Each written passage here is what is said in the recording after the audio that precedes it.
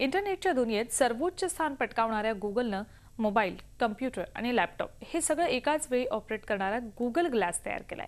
अनेक क्षेत्रात गुगल ग्लासचा परिणामकारक वापर होऊ शकतो, अगदी हार्ट ऑपरेशनसाठीही। भारतात पहिल्यांदाच नानावटी हॉस्पिटलमध्ये गुगल ग्लासच्या मदतीने चक्क हार्ट सर्जरी करण्यात आली। गुगल ग्लास तंत्रज्ञानातला लेटेस्ट आविष्कार। गुगल विश्वात नव्यानं आलेला गुगल ग्लास लवकरच भारतीय बाजारातही उपलब्ध होणार आहे। गुगल ग्लासची फ्रेम चष्म्यावर लावता येते। हाय रिझोल्यूशनच्या या गुगल ग्लासमधून 8 फूट लांबूनही 25 इंच हाय डेफिनेशन स्क्रीन पाहता येते। 5 मेगापिक्सेलचा कॅमेरा 720 FPS व्हिडिओ शूटिंगही करता येईल। एवढंच नव्हे तर तुमच्या कमांडवर हा गुगल ग्लास काम करू शकेल। यासाठी त्यावर बोन इंडक्शन ट्रान्सड्यूसर यंत्रणा आहे। तसंच wifi, 12 GB memory, 16 GB flash असे सर्व फीचर्स गुगल ग्लासमध्ये आहेत। गुगल ग्लास अजून भारतात आला नसला तरी लवकरच तो भारतीय बाजारात उपलब्ध होईल। त्याची किंमत 25 ते 30 हजार असणार आहे। पण या गुगल ग्लासवर ॲप्स बनवण्यासाठी हार्ट सर्जन डॉक्टर पवन कुमार सध्या काम करतायत। तर माझी हार्ट सर्जरी फील्डमध्ये काय मी प्रोसिजर रेकॉर्ड करू शकतो आणि शेअर करू शकतो।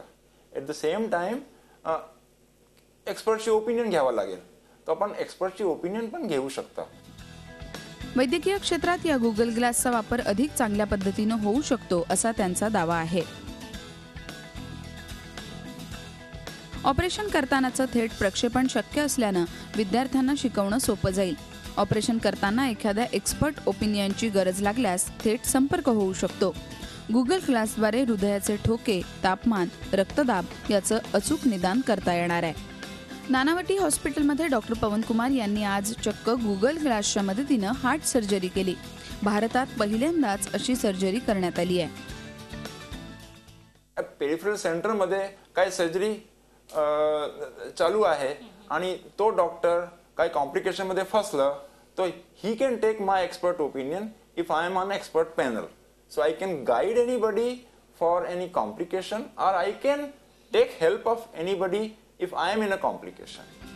नवनवीन तंत्रज्ञान तर येतंय, त्याद्वारे अशक्य गोष्टी शक्य होऊ लागल्यात, पण सर्वसामान्य माणसांपर्यंत देखील त्याचा फायदा पोहोचायला हवा। दीपाली जगताप, झी मीडिया, मुंबई। झी 24 तास रहा एक पाऊल पुढे।